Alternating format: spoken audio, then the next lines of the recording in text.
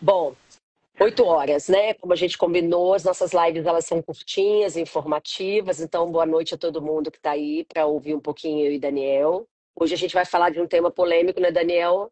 Dor lombar, a lombalgia, né? É uma das dores mais complexas que a gente tem e que afasta tantas pessoas do trabalho, né? Acho que é a principal causa de afastamento do trabalho por É, é. causa do osteomuscular no Brasil. É uma das maiores, um dos maiores problemas que a gente tem, né? É a dor lombar. Ela é complexa para a gente poder fazer o atendimento. Começa aí falando para a gente um pouquinho aí do que é essa dor lombar, o que é a sua vivência aí nessa dor lombar, que tanto Aham. assola aí as nossas pessoas, né? E que fazem atividade física e que muitas vezes ficam paradas. Parte dessa complexidade, explicando de maneira bem simples, assim, envolve as diversas estruturas que tem na coluna, né? Seja cervical, torácica ou lombar, né? Uhum. Em geral, as pessoas acham assim, dor lombar tem uma causa. Não se sabe muito bem, mas a gente vai lá tratar. Na verdade, a gente sabe que existem várias causas, né? Eu elenco para o paciente assim, olha, na coluna existe a vértebra que pode doer, o disco ele pode doer, o desalinhamento entre uma vértebra e outra pode doer por uma sobrecarga, tá? Às vezes até dinâmica, né? O paciente se move, gera uma sobrecarga dinâmica e isso causa dor. Articulações, tem dezenas de articulações na coluna que elas podem doer. A inflamação nessas articulações também, artrose, degeneração, calcificações ao longo da coluna pode causar rigidez e dor, musculatura, ligamento. Então, assim, dá para ver que o problema é bem maior do que, em geral, as É, pessoas é. acham que é. E é uma dor que é subtratada, né, Daniel? A gente vê aí pelo quadro, eu estava até puxando aqui nos meus artigos, mas ela só perde para dor de cabeça, a dor lombar, Uhum. na condição do que as pessoas passam, né? Então a dor de cabeça é a que prevalece, mas a dor lombar, ela vem aí num segundo ponto aí bem importante. Agora, eu sempre tenho uma dificuldade, assim, quando a gente vai falar de dor lombar com os alunos ou com os pacientes. A dor lombar, ela tem um tempo, Daniel, seja do tratamento farmacológico ou não farmacológico, ela tem um tempo que ela vai se adaptando, o corpo vai se organizando. Como que funciona o seu trabalho no tratamento para que a gente possa, pensando numa associação com o exercício? Certo. Sempre falo para os meus pacientes que o tratamento é um conjunto. Tem uma parte que depende de mim, né, como médico, oferecer o tratamento, né, as infiltrações, as ondas de choque. Tem uma parte que não depende nem de mim nem do paciente, na verdade, que é algo incontrolável da biologia, né, individual de cada pessoa. E tem uma parte que depende exclusivamente do paciente. Então, nos protocolos de tratamento que eu proponho para dor lombar, sempre envolvem não um ou dois procedimentos, mas um conjunto para que ao longo de 2 ou 3 meses de acompanhamento a gente consiga inserir também a reabilitação física na vida dessa pessoa, para que ela consiga manter um bom resultado no curto prazo e também no longo prazo. E não só de melhora da dor, mas de melhora da mobilidade em geral, né, que é a Aham. capacidade de movimentação para fazer as atividades do dia a dia. E com isso tendo redução das limitações, né, que a dor e a perda da mobilidade causam na vida dessa pessoa. Então, o raciocínio para o tratamento da lombalgia em geral é de um período de tempo tratando, ora com remédios, procedimentos, né? Junto com a reabilitação, que é quando eu passo a bola aí desde o início também em conjunto para É. você, né? E, na verdade, eu gosto sempre de falar com quem me procura que tem dois pontos muito importantes quando a gente vai fazer o trabalho com a pessoa que tem uma lombalgia, seja ela específica ou inespecífica. A gente precisa conversar e a gente precisa educar esse aluno ou esse paciente. A comunicação ela é muito importante porque a gente tem fatores biopsicossociais que vão alterar, a gente sabe disso, né? fatores psicológicos, fatores fisiológicos, fatores sociais, elas vão interferir nesse tratamento, mas eu sempre falo com os alunos que me procuram, a gente precisa ter um momento de diálogo para entender quem é esse indivíduo no meio social, como esse indivíduo ele está hoje fisicamente ativo ou sedentário, e a educação. Eu acho muito importante, Daniel, quando a gente fala educação em saúde, porque a lombalgia, o paciente ele precisa ser educado. A gente não vai conseguir resolver o problema dele para ontem, né? E como Exatamente. você falou, você tem um processo aonde ele vai ter uma melhora do quadro para que eu, no processo de reabilitação física, consiga atuar. E isso a gente não começa hoje e amanhã já vai estar melhor, Não. né? E na lombalgia isso é muito determinante. E eu acho que é por isso que muitas vezes é um tratamento que o indivíduo, às vezes, ele não tem paciência de iniciar e terminar. Ele acha que, às vezes, o seu tratamento ou o meu, ele não está surtindo efeito, mas que Sim. realmente esse quadro, essa doença crônica, ela tem uma dificuldade e o indivíduo ele precisa tanto verbalizar aquilo que ele sente, como esse quadro se apresenta para ele, mas eu acho que nós, profissionais da saúde, precisamos educar esse paciente para ele entender que não vai ser de hoje para amanhã que vai melhorar. Sim. E às vezes nem de um mês para o outro, né? Eu me Exato. lembro, tem um caso mais desafiador, assim, de uma paciente que já fez uma cirurgia há alguns anos e não sei por que acabou ficando muito sedentária e tem uma substituição da musculatura lombar por gordura muito grande. O nosso Entendi. corpo é assim, né? Sempre que algum órgão que tem alguma função deixa de ter a função, o corpo substitui aquele órgão por gordura. Então, em resumo. Então ela tem uma lipossubstituição muito grande na musculatura lombar. E eu falei com Entendi. ela, olha, vai demorar tempo para a senhora recuperar essa musculatura. Não é da noite para o dia, não é É, de um mês para o outro. Vai é demorar isso. mais de 6, 1 ano para a senhora voltar a ter melhor musculatura. E a instabilidade, a gente sabe que ela não é tão considerada assim pelas pessoas em É, geral como uma é, causa de dor, mas ela é muito é. importante. Inclusive, tem muita gente que fala assim: ah, eu fui no médico, fiz uma ressonância lombar, ele falou que não é nada. Isso é uma coisa que eu ouço muito, né? É, eu Não também. é Aí eu falo, não é nada possível de se ver no exame. Aí a gente tenta até, às vezes, ajudar um pouco o meio de campo ali que está meio desorganizado, falando, não é nada possível de ver nesse exame. Mas vamos investigar, porque muitas vezes existe toda essa instabilidade na lombar que causa dor, né?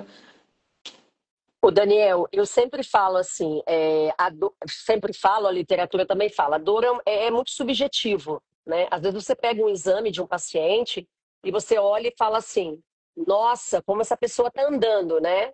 Você vê uma estrutura completamente degenerada e muitas vezes o quadro doloroso ele nem existe, nem existe. Sim. Ao contrário, você pega exames que quando você olha, não, mas é só isso aqui, não, você não está sentindo essa dor toda. Por Uhum. ser subjetivo. E eu Exato. acho que esse ouvir, né, a escuta ativa, ouvir o que o paciente, o aluno, ele tem para falar, isso gera na gente uma condição de entender o que esse paciente ele está passando. Sim. Porque ela é subjetiva. Eu não posso classificar a dor de ninguém, e você não vai poder. O que a gente tem, e aí eu falo que são duas ferramentas importantes, a escutativa e a educação para esse paciente, né?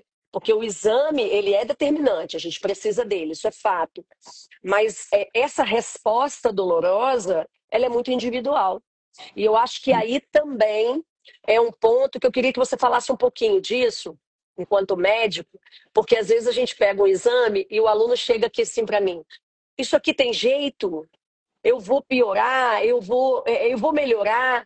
E às vezes é um exame, vamos dizer assim, nem é tão crítico, mas o indivíduo ele vem com aquele exame e ele acha que o mundo dele está acabando naquele exame, né? Como que você dialoga com esses pacientes que chegam com a imagem, né? O exame de imagem muitas vezes fragiliza o paciente. E ele Uhum. fala, agora, o que eu vou fazer? Não vou poder mais jogar meu futebol, não vou poder mais pegar meu filho no colo. Como que é esse diálogo seu, enquanto médico da dor, para esse indivíduo? Eu tento incluir ele primeiro dentro da realidade dos fatos. Ah, que bom.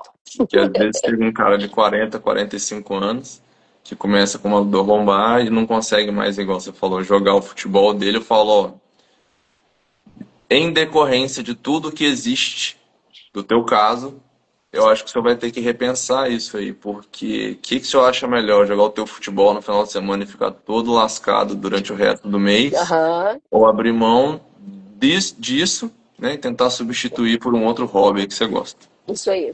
Porque é responsabilidade da pessoa também fazer essa escolha, né? Muitas vezes eu É, percebo que as pessoas tentam jogar essa responsabilidade sobre os tratamentos em geral. Falam assim, ah, não deu isso aí. certo. Não é bem assim. Existe a responsabilidade do paciente para É fazer isso as aí. escolhas de vida dele.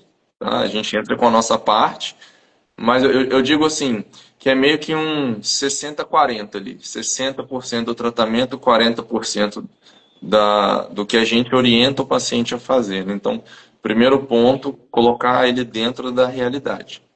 Segundo ponto, explicar para ele com uma linguagem mais clara possível o que está acontecendo para que ele consiga, dentro da realidade, tomar a decisão, Isso. né? Oferecer o tratamento e decidir em conjunto. Não Isso. tem nenhum tratamento meu que eu falo assim, ó, a senhora tem que fazer isso, senão você vai ficar aleijada ou você vai perder a perna. Nunca falei isso. Inclusive, eu falo assim: se alguém te prometer que fazendo esse tratamento Vai você embora. vai melhorar, tá mentindo para você. Vai embora, É corre. mentiroso. Porque É, existe a chance de falha de tratamento, existe a chance de é, melhora, e a gente se baseia, óbvio, né, nas chances de melhora, que são a maioria dos casos, para propor algo. Então é esse conjunto, assim. A isso aí. maioria das pessoas entende. O que eu percebo às vezes que tem algumas pessoas que não entendem são geralmente pessoas que estão com um sofrimento muito grande já pelo problema, né? Ou tem outros problemas também psicológicos. E aí a gente tem que alinhar melhor tudo isso. E convencer a pessoa a fazer a parte que depende dela também, né? Que Dela. é muito importante. E eu queria saber como que você leva isso aí na tua avaliação com o paciente, como é que você explica e convence ele de que isso é realmente importante? Eu costumo fazer assim, Daniel, muito, é exatamente, eu acho que é por isso que a gente tem a sintonia, né? Porque eu também coloco uma responsabilidade em cima do aluno que chega aqui. Existem coisas dentro da. Eu até conversei hoje com um amigo seu médico que estava aqui treinando e a gente estava falando sobre dor crônica, porque eu falei que a gente estaria junto hoje. A dor crônica, um dos grandes problemas que a gente tem é esse tratamento que às vezes não é o adequado, né? Ela não é, ela é um pouco negligenciada, até pela saúde pública, a gente sabe disso. Por Sim, muito tempo, a dor ela ficou como algo que não era uma doença. A gente tem a dor crônica como uma doença. E a gente precisa entender isso. E eu acho que o primeiro ponto é o paciente entender que a gente não vai alterar ou mudar a estrutura que ele tem. O que a gente vai fazer, você com o seu trabalho e eu com o meu, é melhorar a estrutura, né? Você especificamente, em primeira mão, é dar ali um conforto para que eu possa trabalhar de forma confortável. E como sim, você falou, existem pacientes que estão num sofrimento. E eu sempre gosto de falar, porque o sofrimento de quem tem dor, a gente vê na face, né? sim. A gente vê que a face da pessoa ela é sofrida. Então, a primeira coisa que eu sempre falo, procurou o seu médico? Então, vamos lá, vamos começar do início, né? O médico. O que que tem ali? O que que foi passado para você? Deu alguma medicação? Ok. Agora, aí o que que eu faço na avaliação? Eu olho para esse indivíduo para ver aonde ele precisa melhorar enquanto pessoa, enquanto indivíduo, nas suas atividades diárias, para que aquilo possa melhorar e realmente eu possa ser uma pessoa agente da melhora do quadro dele. Eu vou te dar um exemplo que aconteceu hoje. Uma aluna minha que tem sobrepeso. Ela tem uma dor lombar crônica, ela tem uma degeneração, mas como eu falei, não é uma degeneração tão grave, mas o nível de dor dela é alto. E aí eu falei com ela hoje, eu falei, você está faltando uma parte sua no nosso trabalho, emagrecer. Porque é um ponto muito importante. A gente precisa lembrar que essa estrutura está ali e tem um sobrepeso. E aí Sim. ela falou assim comigo: essa parte realmente eu estou falhando. Porque a gente precisa do trabalho em conjunto. Não dá Uhum. para. Não é só você que vai resolver ou eu. E uma parte, eu concordo com você quando você fala que 60% é da pessoa, porque ela precisa, né, entender, precisa saber a parte dela e fazer a escolha. O que que eu quero para mim? Eu quero viver tomando uma medicação ou limitada? Ou eu quero melhorar a minha vida? Uma coisinha eu faço diferente de você, eu acho que aí é da educação física, porque é bem mais. Eu acho que é estimulador, né? Eu sempre, quando tenho um aluno que vem, que tem um hobby que ele ama de paixão, eu sempre falo assim: vamos colocar uma meta para a gente pensar a longo prazo quando a gente pode voltar a fazer isso, porque eu acho que a recompensa, né? Se você fizer tudo direitinho, a gente vai caminhando e você Uhum. vai entrando e fazendo aquilo que você tem vontade de fazer na sua vida. Porque eu acho que o esporte, a gente que lida com pessoas que praticam atividade física na área esportiva, Daniel, elas têm uma grande frustração que é não poder voltar a fazer aquilo que ela ama. Uhum. Então, na minha área, uma das coisas que eu faço diferente é nunca dizer você não pode mais fazer, salvo em algumas situações, logicamente, de lesões mais graves que a gente tem que repensar.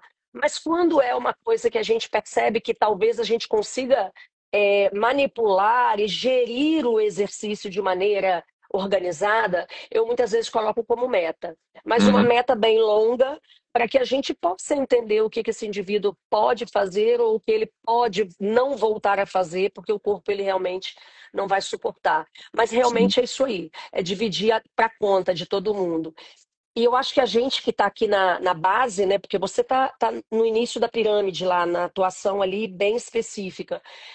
Eu, a fisioterapia, que estamos aqui no dia a dia com o indivíduo, a gente tem essa relação mais próxima. A cobrança nossa, ela se torna mais efetiva no sentido momentâneo do que você que é médico, que você vai ali dar o suporte e a gente tá essa comunicação da fisioterapia e da educação física com o paciente, Tem um eu contato acho maior, né? é o contato do dia a dia, que você não tem, né? Porque você tem os momentos específicos.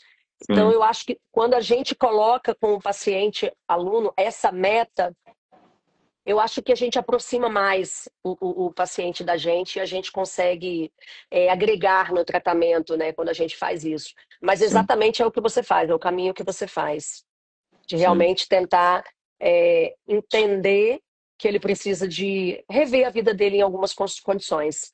sim. Eu citei essa questão da atividade, por exemplo, lá o futebol, que muitas vezes é alguma atividade que o paciente pratica, não exclusivamente atividade física, né, que está causando um problema. Porque eu sempre Aham. penso da seguinte maneira, assim, tratar a consequência, legal. Vamos tentar encontrar a causa que está causando Exato. isso. Porque tratar a consequência é mais fácil até, né? Tratar a dor. Agora, se você ficar exposto a um fator de risco que está te causando um problema, o problema vai voltar. Então, Sim. quando eu cito essa questão do futebol lá, Aham. de avaliar o hobby da pessoa, é nesse sentido. Se for Aham. algo que. Inclusive, eu falo isso para a pessoa. Você faz muita questão, É isso aí. É isso saiba aí. que tem um risco grande disso voltar. Isso. Eu não vou proibir você de nada, eu não mando na sua É. vida. Mas existe esse risco porque o esporte pode fazer isso. Mas Colocar o na meu conta objetivo, dele, né, Daniel? Coloca na conta dele para ele resolver. o objetivo meu principal, inclusive atualmente eu tenho atendido mais pessoas, né, que sofrem de lesão esportiva, com mais tendinopatias, né, e Aham. coisas desse tipo, lesões articulares, intraarticulares, é tratar e prevenir que volte. Então, Isso. o que que eu tenho visto? O tratamento inicial e um acompanhamento a longo prazo permite que a pessoa volte à atividade dela. E com qualidade, né? Às vezes É. não 100%, sem limitação ou sem dor nenhuma, mas aí com uma melhora de 70, 80, 90%, que permite que ela faça a atividade Sim. dela. Então, o sim, raciocínio é sempre esse: evitar danos maiores para tratar o problema principal, tentar devolver a pessoa o máximo possível para o dia a dia dela. entendi. Daniel, uma das coisas também que às vezes me preocupam muito com relação à dor lombar são as recidivas. A gente vê muito isso, né? E muitas vezes é uma dor que ela é muito insistente. Então, você faz o tratamento, ela consegue se equilibrar, ela consegue ficar bem, e de repente aquela dor ela volta. Uhum, E isso às vezes desanima muito o paciente, porque eu ouço muito a frase assim: eu estava tão bem, eu não fiz nada de errado, e uhum, essa dor volta. Né, na minha formação, a gente aprende muito que vários fatores elas podem fazer com que essa dor ela venha e se destaque novamente, né, e ela se torne mais sensível por algum fator. Como médico, o que que você diz para quem está nos assistindo com relação à dor lombar quando isso acontece? Porque, pelo menos para mim, aqui é muito comum. Eu tenho paciente, ele está equilibrado, ele está super bem, eu já consegui evoluir nos exercícios, e de repente ele tem uma queda, ele tem uma recidiva. O movimento fica completamente comprometido, limita movimento, já começa a ter as atividades da vida diária comprometidas, que isso é o maior problema que a gente encontra, porque uhum, isso é deprimente, né? Eu sim, estou muito bem, voltei a fazer tudo e agora volto a estaca zero. Porque a gente aqui não está falando só de exercício, né? A gente está falando de uma doença que compromete a saúde mesmo no básico, né? A atividade da vida diária. sim. Como médico, o que que você diz para nós com relação a isso? É normal? É comum? O paciente ele precisa entender que isso vai acontecer? Como que para o nosso ouvinte aqui entender? Uhum. Primeira pergunta que eu faço para a pessoa é: a senhora sabe a definição de o que é crônico? Aí a pessoa Ótimo. tenta Uhum. falar nas palavras dela. Às vezes eu mostro até no computador, assim, eu digito. Dor crônica. Pego a definição e mostro para a pessoa entender, porque às vezes olhando, né, é até melhor. Sim. A gente explica, né, eu explico, né, que cronicidade é algo às vezes que não tem uma cura, mas que tem um controle, que tem altos e baixos e que vai variar muito de acordo com o tratamento que está sendo feito. Então, o tratamento inicial serve para dar uma melhora maior, mais rápida, tá? E tem que existir um tratamento a longo prazo, que eu explico para a pessoa. Ó, existem duas maneiras, geralmente, da gente fazer isso. Uma é a principal, que é a reabilitação, é o exercício, que vai ter que fazer parte da sua rotina, às vezes, para o É, resto da sua vida. A outra é, teve uma crise, a gente pode entrar com um tratamento de resgate, igual aquele que a gente fez lá no início. Então, a gente fala que a gente casa com o paciente, né? É nesse sentido aí, sim, de manter entendi. um acompanhamento inicial, mas também a longo prazo. E que essas recaídas, entre aspas, né, são naturais do processo crônico, que é uma doença crônica. Não é uma gripe que você toma um remédio, acabou e E- você nunca mais vai ter gripe É, por aquele vírus específico. A dor crônica, quando ela se instala na pessoa, ela acaba se transformando em uma doença, assim como a diabetes, pressão alta, né? Que precisa de um acompanhamento, né? Um tratamento é. longo. Com o que você está falando aí, né? E a gente volta no mesmo assunto, a educação em saúde e educação em dor.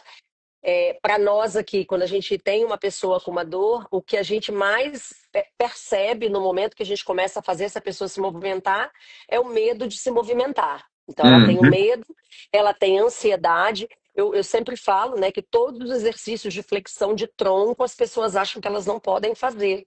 Né? E sim, aí eu sempre pergunto assim, como que você escova seu dente? Como que você senta no vaso?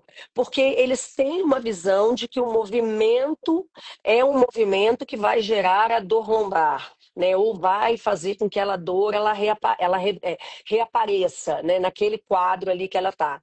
Só que aí a gente vê que a literatura hoje ela fala muito que o exercício físico faz com que você tenha uma diminuição desse medo do movimento. Então, quanto mais eu sim. me movimento, mais eu perco esse medo de me movimentar, que é a cinesiofobia, e também diminua a ansiedade. Então, a gente sempre está falando a educação, entender que é crônico, mas eu preciso me movimentar. É aquela coisa de que eu tenho que ficar deitada em repouso, que a gente já sabe que isso não existe mais, né? Exato. E na dor lombar, em especial, quanto mais eu movimento, mais eu faço com que o cérebro entenda que o movimento ele é analgésico por natural, né? Ele já é analgésico mesmo. Você tem uma liberação de endorfinas que vão te gerar um conforto, mas realizar os movimentos, e muitas vezes movimentos que são intitulados como movimentos que causariam uma dor, são os Sim, movimentos que a gente deve fazer com que o indivíduo ele realize, para que realmente ele perca essa ansiedade e perca o medo de se movimentar, que isso é muito comum no tratamento da dor crônica, na dor sim, lombar específico. sim. Tem vários pacientes que desenvolvem realmente esse medo, né? E é muito difícil da gente quebrar isso na cabeça deles. Porque se movimenta dói, por que que eu vou movimentar, né? Então, É, a gente, devagarinho. a gente fala é a hipervigilância, né? Então se ele escova dente, ele escova em pé. Se ele coloca o prato na mesa, ele coloca igual um robô. E aí aquele movimento que fica robotizado. Aham. E eu vejo muito, sabe, Daniel, é que ele vem com um movimento robotizado há muito tempo, Uhum. né? Por ser Sim, uma dor que ela realmente as pessoas não entendem a necessidade do tratamento, né? Acho que isso está melhorando já. Mas com o exercício físico, e aqui eu uso uma estratégia muito legal que é a distração. Então, eu distraio através do exercício, até falei isso no congresso, porque vocês médicos, às vezes, como não são da área do movimento, a gente distrai o aluno para que ele possa fazer o exercício, trabalhar a musculatura, sem perceber que a gente está fazendo exercício. Então a gente engana mesmo, né? E eu brinco sempre: ó, você já fez o que eu queria, eu te enganei. Como assim? Não, eu te enganei, porque você fez o exercício que eu queria, mas a gente consegue fazer um trabalho de realmente distração. Distrai uhum. o indivíduo para que ele possa realizar o exercício, fortalecer aquela musculatura do centro de corpo e realmente resgatar os movimentos que foram perdidos ou prejudicados, né? O movimento ele fica menos harmonioso quando se tem dor, né? Isso é uma Sim, coisa que é muito comum da gente observar. A sim. gente só tem 3 minutinhos para acabar no tempo que a gente está se programando para as nossas lives. Eu É. queria que você falasse aí um pouquinho. é, Tratamento, o que que esse indivíduo ele precisa, quem está ouvindo a gente que tem uma dor lombar, o que que ele tem que fazer agora, o que que ele precisa de imediato se preparar, repensar na sua área e na medicina da dor. Aham. Sobre lombalgia especificamente, né? Primeiro ponto, é bem óbvio, né? Mas buscar a avaliação médica, tua também, para ver essa questão do movimento em si e ver de que maneira a gente vai começar a tratar. Saber que quanto mais tempo se demora para iniciar um tratamento, mais difícil é controlar, né? E Isso aí. maior é a chance do tratamento não ter o resultado que a gente espera.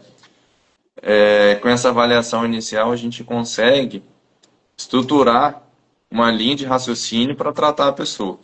Se ela nunca usou nenhum tipo de remédio, não fez atividade física nenhuma, a gente começa por essa parte que é a menos invasiva possível, né? Sim, Se já tem indicação cirúrgica, já indico para cirurgia, mas isso sim. somente após uma avaliação, né? Avaliando pessoalmente a pessoa e através de exame de imagem. Depois disso, a gente tem a parte, digamos, minimamente invasiva, que são os bloqueios, infiltrações, ondas de choque, onde a gente consegue tratar a parte mais externa da coluna, que eu chamo, que é a parte ali muscular e ligamentar, ali na região lombar e sacral, e tratar de maneira mais profunda ali com as infiltrações. Quando nem isso deu certo, nem o movimento deu certo, mas óbvio, depois de alguns meses aí de Sim, isso acompanhamento, aí. né? Não é logo de cara, eu converso com a pessoa, talvez agora está na hora de a gente buscar uma avaliação cirúrgica Isso aí. para ver se nesse panorama todo o cirurgião de coluna tem um algo a pensar sobre o teu caso. Então encaminhar para a cirurgia quando já vejo a necessidade ou depois de todo esse trabalho em conjunto, né, que É, a gente faz, medicamentos, infiltrações, bloqueios, movimento, reabilitação, que demora um tempo, né? Então não é logo é. de cara assim. É um trabalho que eu falo, Daniel, de formiguinha, né? A melhor, ela Sim, tem um processo. Para você, enquanto médico, nas suas terapias também tem um processo, onde esse evento ele vai ter um controle. No exercício físico também. Também tem um tempo de ação, de que esse organismo ele vai entender que a gente pode melhorar a vida, a qualidade de vida desse indivíduo. sim, Para encerrar como exercício, eu gosto sempre de dizer uma coisa: movimento, independente de qualquer, né? Seja o Pilates, a yoga, a musculação, o que a gente precisa pensar, quem está ouvindo a gente aqui, é que exercício é o padrão ouro de tratamento. Então a gente tem um padrão, né? Foi lá no médico, olhou, tratou, o exercício é o padrão ouro para que você possa ter uma condição melhor e melhorar e cuidar dessa dor. Não existe um exercício, eu sempre falo isso, tá, Daniel? Melhor ou aquele que tem menos efetividade. Eu gosto de dizer que exercício é aquele que se ajusta com aquele indivíduo. Eu não posso exatamente. falar que a minha atividade é a melhor. Eu não posso dizer, por exemplo, que o Pilates é o melhor. Eu não posso dizer que a hidroginástica é o melhor. Eu acho que a Sim, gente precisa ouvir o paciente, porque a gente tem diversos fatores dentro de uma prescrição de exercício que são determinantes. Agora, uma coisa eu sempre falo: exercício, ele pode ser um veneno ou pode ser um antídoto. Aí vai depender de quem vai mediar essa medicação, porque é uma medicação exatamente. não farmacológica. Agora, o exercício, ele deve ser feito, ele tem que ser feito. Agora, quem está nos ouvindo aqui, procure um médico especialista que vai te dar o suporte, mas procure fazer aquilo que vai te dar prazer. O que a gente não pode é manter uma pessoa com dor lombar em cima de uma cama, em repouso, achando que isso vai melhorar, porque realmente não vai, né, Daniel? Exatamente. A tendência é que esse indivíduo se piore o seu quadro. Então, assim, procure um especialista para cuidar, para ouvir, para avaliar e se movimente. Eu acho que o movimento é que é o grande, né, o mais importante nesse tratamento. E muitas vezes a gente precisa, enquanto profissional do movimento, a educação física ou a fisioterapia, precisa da ajuda do médico, né? Porque vocês têm aí caminhos que a gente não consegue chegar. Mas nós estamos aqui para ajudar nesse processo, um processo contínuo, né, Daniel? Porque o nosso papel é contínuo. O Sim, de vocês, a ideia é que vocês façam o suporte e estejam lá de SOS, né? Mas a ideia é que essas pessoas estejam bem, estejam vivendo bem, sem dor, mas saiba, deu certo o tratamento, se eu precisar eu vou correr no Daniel.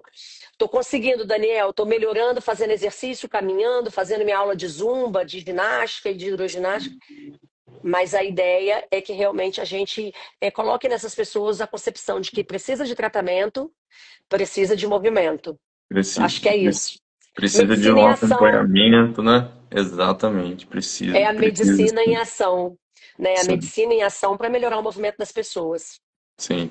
Eu até falo assim que às vezes eu dou uma alta nos pacientes, mas é aquela alta assim, ó, precisando, a senhora sabe o caminho de casa. E que tá Porque, tudo né? bem, né, Daniel? É Sim, crônico, exatamente. né? É Exatamente. crônico. Vai Exatamente. precisar, talvez, num dado momento da vida, né?